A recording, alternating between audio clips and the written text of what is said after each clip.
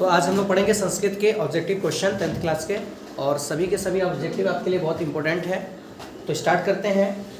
देखिए पहला क्वेश्चन क्या किया है। देखिए फर्स्ट लेसन का है, मंगलम पाठ है। मंगलम पाठ के रचनाकार कौन है?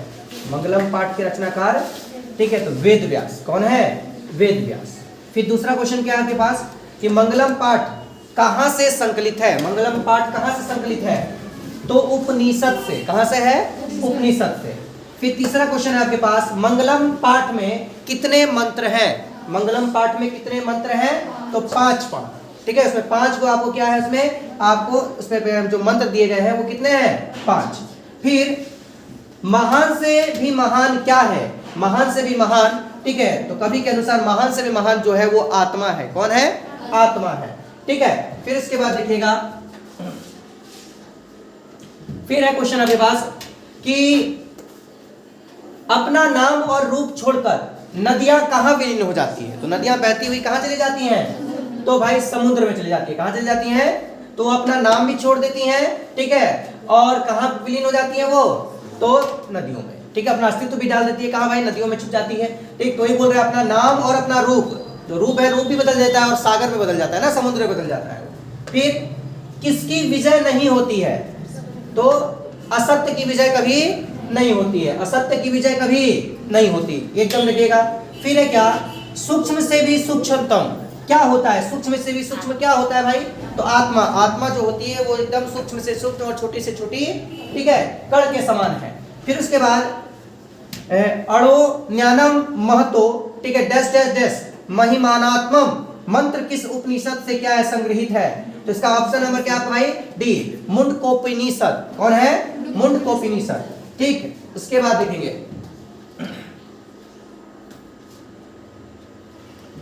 फिर क्या है, वेदाहमेन्तम पुष्पम महंतम डैश डैश डैश, ठीक है, विद्धेत अयनाय मंत्र किस उपनिषद से लिया गया है? तो क्या है बाबू?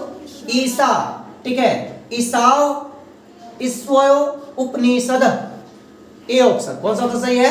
A option. फिर है सत्य का मुंह किससे ढका हुआ है? सत्य का मुंह किससे ढका हुआ है? तो सत्य का मुंह जो है वो हिरणमय पात्र अर्थात सोने की पात्र से क्या हुआ है? वो ढका हुआ है। फिर देवलोक में किसका खजाना है? तो सत्य का। देवलोक में कौन किसका खजाना है? सत्य का। अर्थात इसीलिए ऋषि मुनि जो है सत्य की खोज करते हैं देवलोक में जाने के लिए। फिर जीवों के हृदय रूपी गुफा में कौन छिपा हुआ है? तो आत्मा। हमारी जीव हमारे, ठीक है, हमारे हृदय रूपी गुफा में कौन है भाई? तो आत्मा क्या है? निवास करता है, ठीक है। चलिए इसके बाद देखेंगे हम लोग।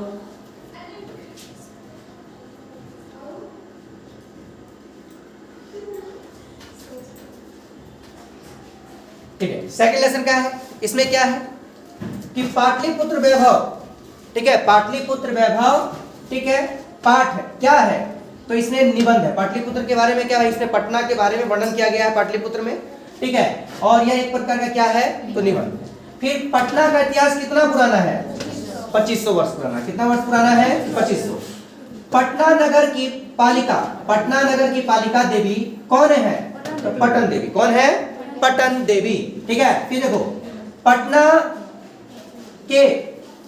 के उत्तर में कौन सी नदी बहती है? पटना के उत्तर में कौन सी बताइए? तो पटना के उत्तर में गंगा नदी बहती है। कौन सी नदी बहती है? गंगा। फिर है कुटक निमंतम काव्य में कौन कवि है? तो बीच में कौन है भाई? दामोदर। कौन है? दामोदर। फिर उसके बाद कौमुदी महोत्सव क्या है? पटना में कौमुदी महोत्सव कब मनाया जाता था? ठीक है, तो गुप्त वंश के समय। गुप्त वंश के समय। मेगास्थनीज पटना कब आया था? ठीक है, तो भाई चंद्रगुप्त मौर्य के समय में जो वो आया था। फिर बुद्ध के समय पटना का नाम क्या था? बुद्ध के समय पटना का नाम क्या था बताइए? तो उस समय क्या था? तो कुसुमपुर, ठीक है, कुसुमपुर। और बाद में वही चलकर क्या बना भाई? तो पाटलिग्राम। पाटलिग्राम के बाद वो क्या हुआ? पाटलिपुत्र। पाटलिपुत्र के बाद क्या बन गया? पटना। फिर पाटलिपुत्र पटना के नाम से कब प्रसिद्ध हुआ? तो मध्यकाल में, जब मुगल शासन आया था ना, तब पटना उसका नाम पड़ा था। फिर बोल रहा है क्या कि सिख संप्रदाय के 10वें गुरु गोविंद जी का जन्म कहाँ हुआ था? तो पटना में हुआ था, इसीलिए पटना जो है सिख समुदाय के लिए एक तीर्थ स्थल है, ठीक है। और यहाँ पर क्या उनके लिए गुरुद्वारा, वहाँ पे गुरुद्वारा भी है, ठीक। फिर गुरु गोविंद सिंह का जन्म स्थल आज क्या कहलाता है? ठीक है, तो गुरुद्वारा कहलाता है। क्या कहलाता है? गुरुद्वारा कहलाता है, ठीक है। चलिए फिर क्या बोल रहा है? यूनान का राजदूत कौन था? मेगास्थनीज। यूनान का राजदूत कौन था? तो मेगास्थनीज था, ठीक है। फिर बोल रहा है कि आपके पास यहाँ पर राजशेखर की रचना, ठीक है, कौन सी है? राजशेखर ने कौन सी रचना की थी? तो काव्यमासा की जो है वो रचना किसने की थी? राजशेखर ने की थी। किसने की थी? राजशेखर ने की थी, ठीक है। चलिए फिर नेक्स्ट देखते हैं।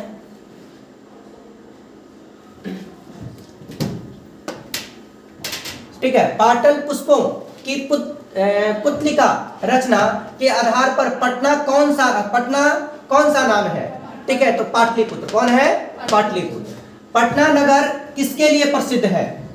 ठीक है, गोलघर के लिए। वहां पे गोलघर है, तो भाई ताजमहल आपका कहाँ पड़ता है? जी के याद कर लीजिए, आगरा में। लाल किला जो है दिल्ली में है, हवा महल जयपुर में है, ठीक है। तो इसमें गोलघर ही ना जो है वो पटना में है, ठीक है, इसलिए इसका आंसर क्या होगा? तो गोलघर होगा, ठीक है। चलिए तीसरा लेसन में क्वेश्चन देखते हैं हम लोग। तीसरे में क्या दिया गया है? आलस कथा पाठ के रचनाकार कौन है? आलस कथा पाठ के, ठीक है, तो वो कौन थे? तो भाई आपके विद्यापति। कौन थे? विद्यापति, ठीक है। और यार ना वीरेश्वर नहीं मार देना कभी, ठीक है। वीरेश्वर कौन थे? वो मंत्री थे, ठीक है, याद रखना। तो विद्यापति ने किस भाषा में ग्रंथ की रचना की है? तो देखो मैथिली में, अवहट में, संस्कृत में, तो तीनों भाषा में रचना की है, ठीक है। आलस कथा में आग क्यों लगाई गई थी?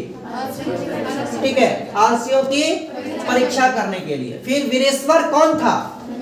मिथिला का मंत्री था। मिथिला का क्या था? वो मंत्री था, ठीक है। फिर आगरशाला में आग लगाने पर भी कितने लोग नहीं भागे थे वहां? 4 लोग। 4 लोग आपस में बात वार्तालाप कर रहे थे, ठीक है। फिर देखिए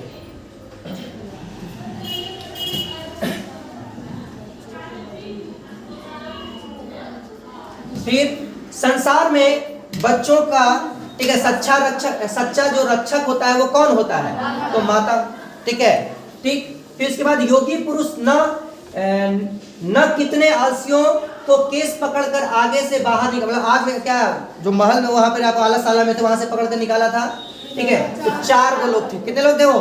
4। तो वही क्वेश्चन तुम ऊपर में देख चुके थे। फिर आलस कथा किस प्रकार की कथा है? ठीक है, व्यंग्यात्मक। क्या है? व्यंग्यात्मक। फिर है स्त्रियों की गति किस पर निर्भर करती है?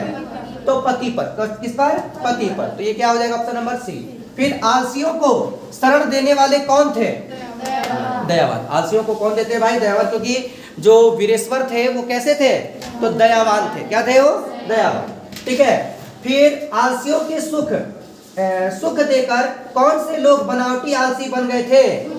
ठीक है, धूर्त लोग। कौन? तो धूर्त लोग जो थे वो क्या बन गए थे? हाँ, मैंने बोल रहा है कि भाई आलसियों को सुख देकर कौन लोग बनावटी आलसी बन गए थे? तो धूर्त लोग। गरीब भी नहीं, गरीब तो ऐसे थे, ठीक है। फिर चारों ने, क्या धनी ने, ठीक है। इसमें धूर्त लोग होगा, जो धूर्त थे, ठीक है, जो उन लोगों को बैठे बैठे खाना मिल रहा था, कपड़ा मिल रहा था, ये सब देखकर उन लोगों ने सोचा कि भाई कौन नहीं चाहेगा कि भाई बैठे बैठे हमको भोजन मिल जाए, कपड़े मिल जाए। इसीलिए वो बनावटी, ठीक है, बनावटी आलसी बनकर वो लोग कहाँ चले गए थे? आलसशाला में चले गए। फिर संस्कृत साहित्य लेखिका, ठीक है, ये चैप्टर नंबर 4 है। देखिए इसका लेखक कौन है भाई? तो संस्कृत साहित्य लेखिका पाठ, ठीक है, कश्यम महत्तम प्रतिपादती, मतलब किसके द्वारा प्रतिपादित किया गया भाई? किस पर? तो संस्कृत साहित्य किस पर किया गया है? तो महिला पर प्रतिपादित है। किस पर है ये? महिला पर। आधुनिक संस्कृत लेखासु, ठीक है, लेखासु का प्रसिद्ध, मतलब आधुनिक काल की संस्कृत कवित्री कौन है? तिरुमलम्मा, विजयांका, ठीक है। और ऑप्शन है आपके पास, ठीक है। फिर सुलमा, फिर पंडित क्षमाराव। यही ऑप्शन होगा आपका सही, ठीक है, डी दिखे दिया। अब ये है कि पंडित क्षमाराव जो है वो आधुनिक काल की संस्कृत की क्या है वो, ठीक है, लेखिका है। फिर ऋग्वेद में कितनी मंत्र दर्शवती ऋचिकाओं का उल्लेख है? चतुर्विंशति। ये आपको बहुत बार पूछता है, याद रखिएगा। फिर याज्ञवल्क्य की पत्नी कौन थी? मैत्रेयी। क्या नाम था उनका? मैत्रेयी। महाभारत में किस लेखिका का उल्लेख है? सुलभा का। किसका है? सुलभा। वर्तमान काल की संस्कृत लेखिका कौन है? ठीक है, कौन है भाई? तो मिथिलेश कुमार मिश्र। ठीक, फिर देखिए गंगा देवी का समय क्या था? तो 14वीं सदी। कौन सा सदी? 14वीं सदी। फिर सर्व शुक्ला सरस्वती किसने कहा है? ठीक है, डांडी ने। किसने कहा है? डांडी ने। फिर पंडित क्षमाराव कवित्री का जन्म कब हुआ था? 1890 में। कब हुआ था? 1890 में इनका जन्म हुआ था। फिर पंडित क्षमाराव कवित्री की मृत्यु जो है वो कब हुई थी? 1953 में। कब हुई थी? 1900। तो जन्म याद कर लीजिएगा, 90 में जन्म हुआ है और 53 में इनकी क्या हुई है? मतलब 63 साल का, क्या है इनका? 63-64 साल में इनकी मृत्यु हो गई। पंडिता क्षमाराव अपने पिता शंकर पांडुरंग पंडित की जीवनी पर कौन सा ग्रंथ की रचना की थी उन्होंने? ठीक है, तो शंकर चरित्रम। कौन सी रचना की थी उन्होंने? शंकर चरित्रम। हो जाएगा ना? चलिए, फिर है पंडित क्षमाराव की निम्न में से कौन सी रचना, ठीक है, कौन सी रचना थी? बताइए। इसमें बताना है आपको सत्य गीता, ठीक है, फिर उसके बाद मीरा लहरी, कथा मुक्तवली, ठीक है, फिर याम ज्योतिकी, फिर विचित्र परिषद यात्रा, या सभी? सभी होगा। क्या होगा? सभी। फिर तिरुलंबा ने कौन सा श्रेष्ठ चंपू काव्य की रचना की थी? ठीक है, वरदाम्बिका, ठीक है, हाँ, परिणय। ठीक, उसके बाद है विजयांका का काल किस शतक में माना जाता है? अष्टम। कौन सा? अष्टम। ठीक है, फिर देखिए अब है आपके पास क्या? चैप्टर नंबर 5 का कि भारत महिमा। तो भाई किसके गीत देवता लोग भी गाते हैं? बताइए तो बाबू। भारतवर्ष के, भारत के बारे में बताते हैं। ठीक है, फिर भारत महिमा पाठ के रचयिता कौन है? महर्षि व्यास। भारत महिमा पाठ के द्वितीय श्लोक किस पुराण से संकलित है? ठीक है, भागवत पुराण से। फिर किस देश के लोग देवता स्वरूप होते हैं? तो भारत के लोग। भारत के लोग जो होते हैं वो देवता स्वरूप होते हैं। फिर भारत भूमि कैसी है? ठीक है, तो पवित्र भी है और ममतामयी भी है। फिर गंगा देवी अपने पति के विजय घटना के आशय लेकर कौन सी महाकाव्य की रचना करती हैं? तो क्या है भाई? मधुर विजयम। क्या है? मधुर विजयम। फिर याज्ञवल्क्य ने आत्म तत्व की शिक्षा किसको दी थी? मैत्रेयी को। किसको दी थी? मैत्रेयी को। ठीक है, चलिए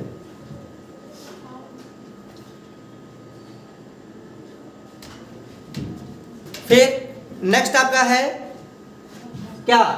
चैप्टर नंबर 6 का, ठीक है, भारतीय संस्कार। बहुत इंपॉर्टेंट चैप्टर है। इसमें देखिए क्या कि प्राचीन संस्कृति की पहचान किससे होती है?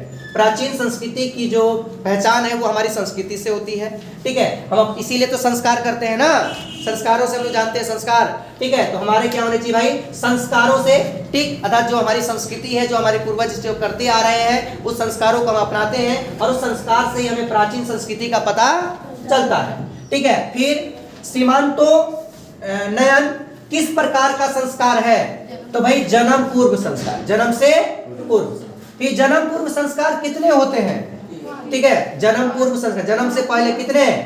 तो भाई 3 संस्कार। कितने संस्कार है? 3। ठीक है, फिर जन्म पूर्व संस्कार निम्न में कौन नहीं है? ठीक है, तो देखिए इसमें गर्भधारण तो ये तो होता ही है, पुष्पवन ये भी होता है, सीमांतोन्नयन ये भी होता है, जात कर्म, जात जन्म लेने के बाद ना होता है। इसका मतलब कौन सा ऑप्शन होगा आपका सही? डी, क्योंकि बोल रहा है जन्म पूर्व, बोला जन्म से पहले कौन सा संस्कार नहीं है? तो जात कर्म नहीं, क्योंकि वो जन्म होने के बाद होता है। फिर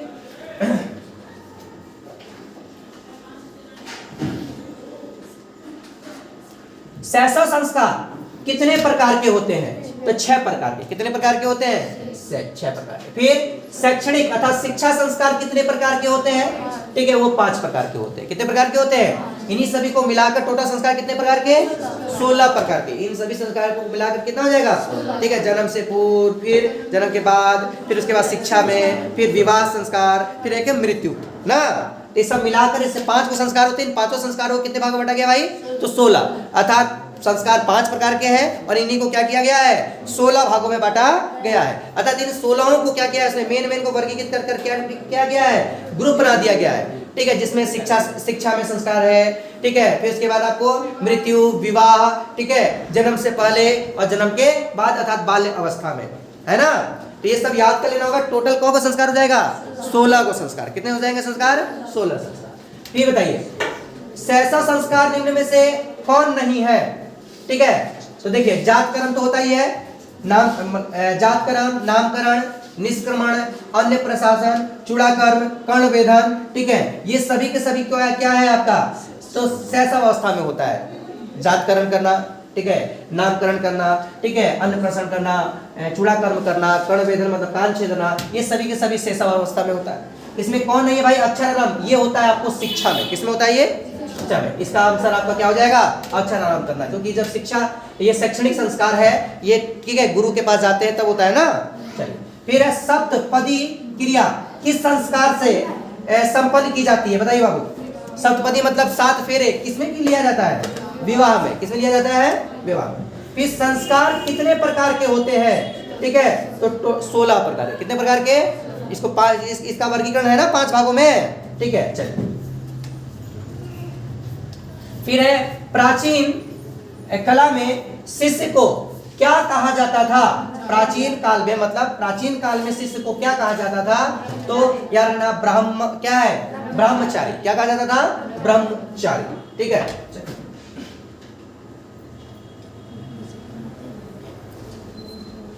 फिर गुरु के द्वारा शिष्य को अपने घर में लाना होता था, तो किस संस्कार का अर्थ है? ठीक है, किस संस्कार का अर्थ है ये? ठीक है, गुरु के घर लेकर लाना, तो आपके पास क्या है? उपनयन बोलते हैं उसको। क्या बोलते हैं? उपनयन। वेदारंभ करना नहीं तो पहुंचने के बाद होता है ना, ठीक है। मुंडन भी बाल का गलते कटना, जात कर्म, तो ये तो सब क्या है आपका? ये तो आपको इसमें क्या तो है ही नहीं, ठीक है, शैक्षिक तो है नहीं। ये किसमें का है? शैशव काल का है। किसका है ये? हाँ, तो ये उपनयन में जो है घर जाते समय जब आप शिक्षा ग्रहण कर लोगे, गुरु के द्वारा शिष्य को घर भेजते समय, तो कौन होता है वो? उपनयन, ठीक। फिर उसके बाद शिक्षा की समाप्ति पर गुरु शिष्यों को क्या देकर भेजते हैं? ठीक है, उपदेश देकर भेजते हैं, ठीक है, कि अपने जीवन को आरंभ कैसे करना है, अपने जीवन को कैसे व्यतीत करना, ये सारी चीजें वो क्या करते हैं? बताते हैं, ठीक है। फिर नीति श्लोक, ठीक, चैप्टर नंबर आपके पास 7 है। चैप्टर नंबर 7 का ऑब्जेक्टिव है, देखेंगे नीति श्लोक के रचयिता कौन है? नीति श्लोक के रचयिता कौन है? तो नीति श्लोक के जो रचयिता है वो कौन थे? विदुर। कौन थे? विदुर। और विदुर नीति किस ग्रंथ का अंग है भाई? विशेष अंग है, तो महाभारत का। कहाँ का है ये? महाभारत का, ठीक है। फिर नीति श्लोक पाठ किस ग्रंथ से संकलित है? तो विदुर नीति से। किस नीति से भाई? विदुर नीति से, ठीक है। और धर्म की रक्षा किससे होती है? धर्म की रक्षा किससे होती है भाई? तो सत्य से। धर्म की रक्षा किससे होती है? सत्य से। जब आप सत्य नहीं बोलोगे तो अपनी धर्म की रक्षा कैसे करोगे, ठीक है। तो जो है धर्म की रक्षा वो किससे की जाती है? तो भाई आप सत्य से धर्म की रक्षा कर सकते हो। नरक के द्वार कितने प्रकार के होते हैं जिनसे व्यक्ति का नाश होता है? ठीक है, तो 3 प्रकार के। कितने प्रकार के होते हैं? 3 प्रकार। क्या बोल रहा है? नरक के द्वार निम्न में कौन नहीं है? नरक के द्वार निम्न में कौन नहीं है आपको बताना है, ठीक है। तो बताइए नरक के द्वार आपके पास में देखिए काम, क्रोध, लोभ। मैंने ये बोला था ना कि आपको नरक में अगर नरक नहीं जाना है तो इस चीज को क्या करना होगा? आपको छोड़ना होगा। जब त्यागोगे तभी आप क्या कर सकते हो? स्वर्ग का मार्ग अपना सकते हो, नहीं तो नरक में, ये नरक का द्वार है, ठीक। तो कभी भी आप काम, क्रोध, लोभ करोगे तो नरक का रास्ता तय करोगे, ठीक है। इसमें क्या है भाई? अहिंसा, ठीक है। अहिंसा, हिंसा भी नहीं, अहिंसा, ठीक है। हिंसा और अहिंसा में समझ रहे हो अंतर क्या होता है? ठीक, किसी मार काट करना, किसी से लूटपाट करना, ये सब होता है क्या? हिंसा करना। अहिंसा का मतलब है कि आप सत्य की सराह पे चल रहे हो, ठीक है। फिर उन्नति की इच्छा रखने वाले पुरुषों को कितने दोषों को त्याग देना चाहिए? ठीक है, 6 दोषों को, ठीक है। निद्रा, तंद्रा, बताया ना मैंने, ये सभी को क्या कर देना चाहिए? त्याग देना चाहिए। फिर क्षमा हमेशा क्या दूर करता है भाई? तो क्रोध को दूर करता है। किसको दूर करता है? क्रोध को दूर करता है। इसीलिए किसी को आपका क्या है, आप बहुत गुस्सा आ रहा है, उसको क्षमा कर दीजिएगा, ठीक है, 2 बात उससे भी मीठी बातें कर लीजिएगा, तो आपका क्रोध क्या हो जाएगा, अपने आप शांत हो जाएगा, ठीक है, खत्म हो जाएगा। फिर शांति का सर्वश्रेष्ठ उपाय क्या है? ठीक है, शांति का सर्वश्रेष्ठ उपाय जो है वो क्षमा है। किसी को क्षमा कर दीजिए, शांति मिल जाएगा। फिर क्या बोल रहा है भाई? कुल की रक्षा किससे होती है? कुल, ठीक है, कुल की रक्षा जो होती है वो सदा क्या है? सदाचरण से होती है, ठीक है, आपके आचरण से होती है, ठीक। तो कुल की रक्षा का जो ऑप्शन नंबर क्या हो जाएगा आपका यहाँ पर? सी सही होगा। फिर क्या बोल रहा है? अविश्वासी, ठीक, पर कौन विश्वास करता है? तो मूर्ख लोग। जो अविश्वासी पर जो है वो कौन लोग करेंगे? वो विश्वास लायक नहीं है, फिर भी उसमें क्या है, लोग विश्वास कर रहे हैं, उसकी बातों में आ गया, इसका मतलब वो क्या है भाई? तो मूर्ख है। फिर विदुर कौन थे? तो विदुर मंत्री थे। कौन थे? मंत्री थे, ठीक है। मूर्ख किसे कहते हैं? ठीक है, मूर्ख। तो बोला जो व्यक्ति बिना बुलाए जाते हैं, ये भी भाई सही बात है। जो व्यक्ति बिना पूछे बोलता है, वो भी मूर्ख होते हैं। जो व्यक्ति अविश्वासियों पर विश्वास करते हैं, इसका मतलब सभी के सभी हो जाएगा, ठीक है। इसका ऑप्शन नंबर क्या है भाई? तो डी, ठीक है।